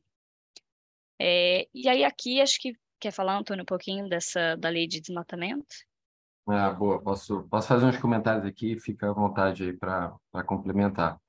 Não, pessoal, acho que assim, a gente trouxe essa norma, e só fazendo um disclaimer, né? Obviamente, eu não sou um advogado europeu, sou um advogado brasileiro, mas a gente acompanha um conjunto de normativas, né? Eu acho que essa norma anti-desmatamento, ela está no bojo, principalmente ali do Green Deal europeu, que é um programa muito amplo de ações relacionadas à nova economia verde na Europa, mas também de algumas normas também nacionais, não só regionais, que têm por objetivo tratar de temas ESG e que tem como característica comum a extraterritorialidade. Assim, a gente tem visto uma proliferação de normas nacionais. Ontem mesmo tive a oportunidade de discutir num outro evento a norma de supply chain da Alemanha, que são normas nacionais, mas que trazem consequências para outros países. Isso muito em função das cadeias de suprimento globais que a gente tem hoje em dia, né? Hoje em dia, um produto ele é montado num país a partir de peças e partes e serviços disponibilizados em diversos outros países, né? Então, a gente vive, sim, efetivamente, uma era de globalização na economia, e isso não é diferente aqui nas cadeias de valor dos produtos, nas cadeias de suprimento, nas cadeias de valor de uma maneira geral. Então, tem sido frequente essa discussão de normas com esse caráter, tá? E aí, obviamente, há toda uma discussão, que eu acho que a gente não vai entrar em detalhe aqui, mas sobre, eventualmente, se essas normas elas têm algum grau de protecionismo de indústria local nesses países, se é adequado ou não a gente acabar tendo, por meio dessas normas, querendo ou não, uma exportação de padrões ESG, né? Ou seja, quando a gente discute, por exemplo, ESG, o que é o ESG na Europa, o que é ESG nos Estados Unidos e o que é ESG no Brasil? Será que a gente tem a mesma materialidade dos issues? A gente tem as mesmas prioridades? Como é que deve ser definido esse padrão para determinados aspectos? Então, há toda uma discussão aqui em relação a esses temas e há também uma discussão aqui, né, em relação até ao próprio papel das empresas, né? Em que medida, por exemplo, nos temas aqui ambientais e de direitos humanos, as empresas devem ser incluídas como figuras centrais aqui no desafio de transferência dessas obrigações pela cadeia de suprimentos, como eu estava dizendo. Mas há muitos que defendem com uma visão que me parece bem alinhada com, por exemplo, a visão da ONU e de organismos internacionais e mais progressista aqui, no sentido de que, dada a importância, a relevância e principalmente a capacidade de impacto que determinadas grandes empresas têm globalmente, é de se esperar, numa lógica ESG, que essas empresas exerçam uma influência positiva em relação à adoção de determinados critérios aqui sociais e ambientais nos processos produtivos em geral. Agora, é óbvio que isso tem que ser analisado com cuidado e dentro de uma lógica de viabilidade local para cada um dos países, para que seja possível construir esses aprimoramentos, que são bastante desejáveis nesses temas, de uma maneira a viabilizar melhorias e não a causar, eventualmente, a quebra dessas cadeias e consequências danosas, né, e gravosas para aqueles próprios países, né? Então, aqui, por exemplo, essa norma da União Europeia, o que ela vai dizer, né? Ela vai dizer que a União Europeia ela não vai poder comprar mais nenhuma commodity ou produto decorrente dessas commodities que tenha sido produzido em áreas desmatadas a partir de 31 de dezembro de 2020. Então, basicamente, a Europa dizendo que, olha, eu não compro mais produtos, principalmente aqui numa primeira fase, os produtos foram do gado, cacau, café, óleo de palma, soja e madeira, mas há uma expectativa de que essa lista seja ampliada, tá, nas fases subsequentes desse programa. E basicamente está dizendo, olha, se não for possível evidenciar que essas áreas não foram desmatadas depois de 31 de dezembro de 2020, a gente não vai aceitar que esse produto seja trazido para o mercado europeu. E qual é o objetivo disso? O objetivo anunciado disso pelo regulador é que a Europa não contribua para o desmatamento, perda de cobertura florestal no mundo e, consequentemente, também para que a Europa deixe de contribuir para a emissão de gases de efeito estufa também globalmente, perda da biodiversidade, que é um tema super delicado. E aí vocês viram lá, por exemplo, quando a Tabata estava mencionando o perfil das emissões brasileiras, que conversão de florestas é o nosso principal tema aqui de emissões. Então, basicamente, a Europa dizendo, olha, eu não vou contribuir com conversão de florestas. Se quiser vender um produto aqui para nós, esse produto ele tem que ser livre de desmatamento. E aqui é importante analisar, pessoal, que aqui não há distinção entre desmatamento legal e ilegal.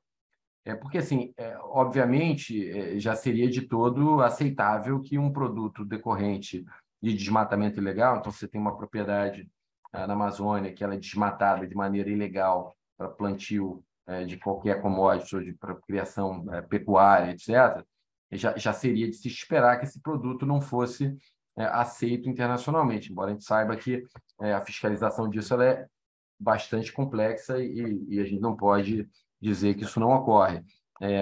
Mas o fato é que o passo dado aqui pela norma europeia foi além. Ele disse, olha, não importa se esse desmatamento foi autorizado ou não.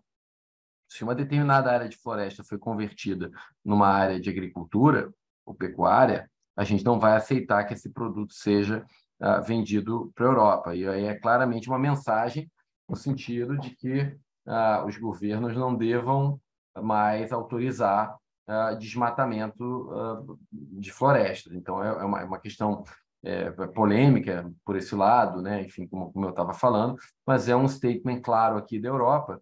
E o fato objetivo é que, assumindo que essas cadeias elas envolvem, sim, diversos países europeus e países latino-americanos aqui, empresas brasileiras que estão dentro de uma cadeia de suprimentos de um grande produtor aí que está vendendo para a Europa, etc., elas vão precisar se adequar. A gente tem conversado com colegas advogados europeus e assim, a visão é no sentido de que é uma posição firme e que não há nenhuma expectativa de flexibilização dessas normas, muito pelo contrário. Então, surge para a gente aqui um desafio de como é que a gente vai fazer isso, né? E assim, na prática, o que a norma ela exige? Ela exige que não tenha havido desmatamento e que esses players que estão levando esses produtos para a Europa, eles façam um processo de auditoria, de due diligence, como a gente chama aqui, nesses produtores desses produtos que estão listados aqui. Então, aquele que pretende vender esse produto para a Europa ou comprar esse produto na Europa, ele vai ter que ser capaz de mostrar que foi feita uma avaliação detalhada do ciclo de vida daquele produto para demonstrar que ele não decorre do desmatamento de uma área após 31 de dezembro de 2020. E aí surge toda sorte de desafios aqui, tá? Então, assim, primeiro demonstrar que não houve desmatamento, e tem um outro ponto super importante, gente, aqui na norma, e que me parece até mais desafiador, que é o seguinte: não só vai ter que demonstrar que não houve desmatamento, como também vai ter que demonstrar que aquele produto foi produzido em conformidade com a legislação local. E aí, quando a gente fala de legislação local, é de uma maneira bastante ampla. Direitos humanos, questões fundiárias, inclusive questões tributárias, etc. Então, a gente estava até discutindo outro dia com um colega advogado na Europa, bom, mas como é que que relatório é esse que a gente vai precisar apresentar, né? E aparentemente a linguagem da norma é extremamente ampla, no sentido de facultar às companhias, aos operadores que estão levando esses produtos, demonstrar o cumprimento dessas exigências. Então, tem muito espaço ali ainda para definição de formato, como é que isso vai ser demonstrado. Isso traz uma necessidade de colaboração muito intensa, colaboração entre os países, então, colaboração, por exemplo, entre a União Europeia e as autoridades brasileiras, a colaboração entre as empresas europeias e as empresas brasileiras para a definição justamente desses procedimentos. Tá, eu entendi que não pode ter sido desmatado, mas qual é a evidência que eu vou te apresentar disso? Eu entendi que tem que ter conformidade com a legislação brasileira, tá? Mas é o quê? É um relatório de advogado que eu vou trazer para vocês? Que tipo de documento é esse? Em que medida ele vai ser aceito ou não? E tem muita coisa em aberto ainda, muita coisa não fixada de maneira detalhada na norma e que, na nossa visão, vai implicar a necessidade dessa colaboração, desse diálogo, e é importante que isso aconteça, que as empresas brasileiras, inclusive via associações, via governo brasileiro, etc., se manifestem justamente para definir procedimentos que sejam viáveis do ponto de vista do cumprimento interno, né? Não adianta essa exigência se dar numa medida que seja impossível de ser atendida e a gente tem aí um grande problema de comércio. Tem um desafio muito grande aqui, inclusive concorrencial, né? Porque o que vai acontecer é que as empresas, inclusive do mesmo setor, as concorrentes, vão ter que agir juntas, setorialmente, para negociar. Me parece muito mais lógico que essas negociações se deem setorialmente, para negociar com os representantes dos players europeus, das autoridades, etc., sobre o que é exatamente esse material que precisa ser apresentado, o que é um ponto que é relevante ao ponto de impedir que um determinado fornecedor ele possa participar dessa cadeia. Então, tem alguns pontos aqui que precisam ser definidos e estabelecidos, e me parece muito importante que sejam definidos com a participação ativa do setor empresarial brasileiro para que a gente consiga efetivamente construir bases que sejam aceitas. Agora, vejam a complexidade, até do ponto de vista do diálogo entre empresas concorrentes, a gente tem toda sorte de desafio perante, inclusive, os órgãos de defesa da concorrência, que, em tese, impedem essa troca de informações muito ampla entre concorrentes. Então, há todo um raciocínio que precisa ser construído com os reguladores internacionais, com os reguladores nacionais, para construir esse racional de como é que os setores vão colaborar para construir esses procedimentos de uma maneira factível para que essas normas não se tornem grandes barreiras aí ao comércio internacional, que seria extremamente prejudicial para o Brasil. Por outro lado, como a gente falou lá no início, o Brasil tem toda a capacidade, me parece, de demonstrar que tem a capacidade de produzir produtos com baixíssima intensidade de carbono, seja produtos no agronegócio, seja produtos industriais, em função da nossa matriz energética, de todas as possibilidades que a gente tem, de valorizar a biodiversidade brasileira. Então, se bem trabalhadas essas questões, elas podem, diferentemente de trazer só desafios, trazer também oportunidades para destacar o Brasil, inclusive no contexto geopolítico mundial, que a gente sabe que é bastante complexo no momento, consolidar o Brasil como um player estável, com capacidade de produzir produtos do agronegócio industriais com baixa intensidade de carbono e que podem ser produtos absolutamente diferenciados no comércio internacional. Então, é uma norma bastante restritiva, que traz desafios bastante grandes do ponto de vista prático, mas que me parece que com um bom diálogo, com uma construção de pontes de colaboração aqui, o Brasil possa avançar para se beneficiar também das oportunidades. Tá, acho que pode passar aí, eu não sei se tem mais alguma coisa. Que, enfim, são só alguns conceitos e as sanções que são previstas aí para aqueles que levam os produtos para a União Europeia sem atender esses requisitos. Enfim, acho que é menos relevante. O fato é que a não entrada no bloco europeu, que seria, de fato, o grande prejuízo que a gente poderia antecipar aqui. E aí eu acho que, por fim, tá, se quiser entrar aqui nas nossas sugestões aqui de pontos de atenção e algumas oportunidades finais, né? Sim, acho que a gente extrapolou aqui o tempo, acho que 1 minuto, então, só para concluir, né? Sem dúvida nenhuma, acho que com relação a tudo que a gente comentou e discutiu aqui sobre riscos e oportunidades, né? Muito importante que as empresas tenham ali estudos, internalizem, entendam, né? Quais vão ser os custos de compliance para uma legislação que vai vir, quais investimentos futuros podem ser afetados e qual é a estratégia da companhia de uma maneira robusta que ela deve seguir, e tudo isso, né, a gente entende que tem que ter engajamento da alta liderança, que tem que existir, né, uma comunicação muito alinhada entre todos os setores da empresa, o estabelecimento de políticas muito claras, com as metas, né, muito transparentes e robustas, não só de curto, médio, mas também de longo prazo, quais são os riscos e oportunidades, né, de forma muito clara, para aquela companhia, envolvendo, né, não só aqueles riscos que a gente comentou de litigância, mas também os riscos reputacionais, qual é a matriz de materialidade que vai ser desenvolvida,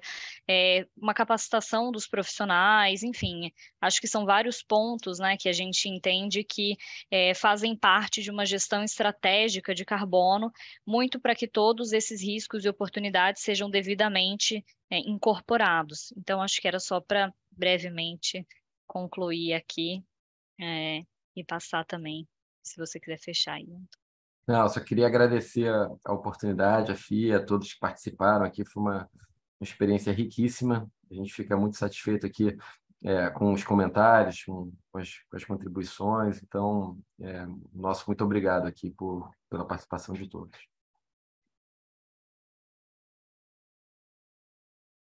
Nós que agradecemos, viu, Antônio, Tabata.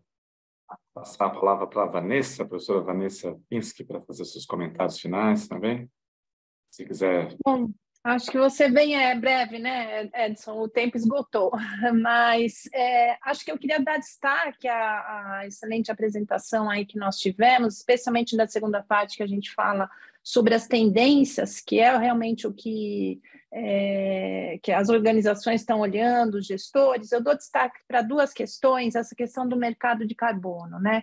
Definitivamente o mecanismo de cap and trade não é a panaceia para as mudanças climáticas e não vai resolver o problema de redução de emissões do planeta. No entanto, é um mecanismo transitório, fundamental para que as empresas tenham um horizonte de longo prazo para estabelecer seus investimentos aí em termos tecnológicos e toda a transição aí para a jornada de descarbonização das empresas, né? A questão dos offsets florestais, eu acho que é uma questão grande, que tem uma relação, uma insegurança jurídica muito grande, para as empresas que estão adotando por medidas de compensação desses projetos. Entendo que é um caminho sem volta e tem um potencial enorme, especialmente considerando que o Brasil não vai cumprir as suas metas no Acordo de Paris se a gente não tiver projetos de compensação e de reflorestamento em larga escala. Então, essa é uma área fundamental para a agenda pública, para as metas do Brasil e também para medidas aí de apoio de compensação das empresas que não conseguem, por outros meios, reduzir as suas emissões, aí, especialmente as empresas que assumiram as metas em compromissos internacionais aí de descarbonização, como o Science Based Target Initiative, né? A questão dos offsets, acho que só vou ponderar um resgate rápido, que offsets florestais, até 2018, o Brasil tinha uma posição na Convenção do Clima de não ser a favor dos offsets florestais. Acho que tanto o Antônio quanto a Tabata trouxeram alguns elementos aí da insegurança desses projetos. E insegurança na posição do Brasil até 2018, e aí eu estou falando do Itamaraty, do Ministério do Meio Ambiente, mas não do Ministério da Economia. A gente tem conflitos até mesmo entre visões aí de organização desse mercado de carbono no Brasil. Questão da integridade florestal, a questão da permanência dos resultados, a questão de dupla contagem, então uma série de complexidades aonde até então eu tive a oportunidade, quando a Thelma Krug, que hoje é vice-presidente do IPCC, ela era a diretora de combate ao desmatamento do Brasil, ela definitivamente falava, é impossível garantir a integridade ambiental desses projetos de offset florestal. Agora, tivemos uma outra gestão aí de 4 anos, agora a gente está retomando a governança ambiental no Brasil, num outro contexto, onde a perspectiva do mercado de carbono, ela, de uma forma ou outra, ela vai se desenvolver. Agora, é preciso entender em que medida esses projetos de offset florestais vão ser adotados aí, em termos de perspectiva no nível nacional, aí, em linha aí com projetos de mitigação, aí, com uma posição de um mercado regulado, ou ele continuará sendo um projeto no mercado voluntário por essas incertezas e inseguranças, né? E acho que outro destaque que eu dou, e sem entrar em muitos detalhes, esse novo, a regulação 59 da CVM, que mudou, aí inseriu uma série de questões relacionadas à agenda ESG no formulário de referência, né? Então, eu vejo esse marco regulatório como um grande impulsionador da agenda ESG.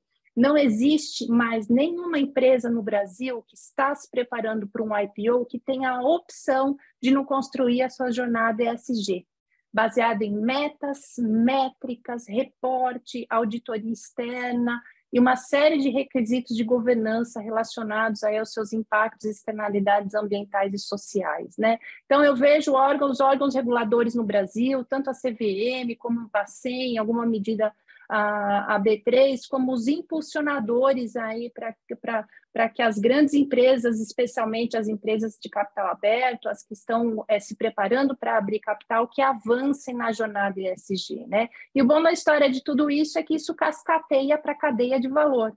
Então, a gente está falando de todo um ecossistema que começa-se com um marco regulatório aí para as grandes empresas, mas que acaba criando aí numa agenda de longo prazo um círculo virtuoso para as empresas que fazem parte do encadeamento produtivo dessas grandes empresas, né? E acho que é isso. Rapidamente foi isso daí, só para a gente fazer uma amarração aí com relação às excelentes exposições. Agradecer a você também, Vanessa, professora Vanessa, do nosso programa, e um super agradecimento a você, Tabata Guerra, você, Antônio Reis, e por meio de vocês, o Escritório Matos Filho, com o qual a gente, então, desenvolve essa série de webinars. Eu quero dizer que esse foi, então, o primeiro de uma série de eventos que nós estamos promovendo nesse nosso programa na FIA, né, com a densidade, com a clareza didática, com a exposição de dados que Antônio e Tabata hoje conduziram, e a excelente pontuação da professora Vanessa. Nós teremos, então, um evento, vou rapidamente listar, vocês serão expostos e expostas às nossas divulgações, dia 18 de maio, nesse mesmo horário. Noções introdutórias sobre direitos humanos, outro tema absolutamente importante, no qual o Matos Filho também tem liderança, e a gente também aqui no nosso programa da FIA discutimos, e esse tema se estende até o dia 20, também no dia 22. Então, no evento 2 e no evento 3, no caso particular do evento 3, uma ênfase aos stakeholders internos, trabalhando aí questão de trabalho decente e, evidentemente, é importante a agenda da diversidade e da inclusão. Em 3 de agosto, a gente volta discutindo, digamos assim, aspectos externos, falando, então, do aspecto regulatório, mais em específico com a questão do mercado de capitais, instituições financeiras e mercado de seguros, um tema especialmente importante, é um mercado grande, né, e que interfaceia com o resto da economia e da sociedade. Então, evento 4. Evento 5, já em 31 de agosto, quando terminamos essa série, falando de compliance corporativa e as suas relações com a governança. Então, isso faz parte daquilo que a gente chama de comunidade, stakeholders ESG, né? Uma série de eventos. Procure no YouTube da FIA, vocês estão por aí, né? Mais muitos outros, conversas que temos também com empresas que fazem as suas práticas de ESG, buscando aí, humildemente, contribuir para o cenário brasileiro nesse tema. Antônio, Tabata, vocês que fica o show de hoje aí, viu? Excepcional. Obrigado. Obrigado a vocês, gente. Obrigada, pessoal. Boa noite a todos. Muito boa noite a todos e a todas.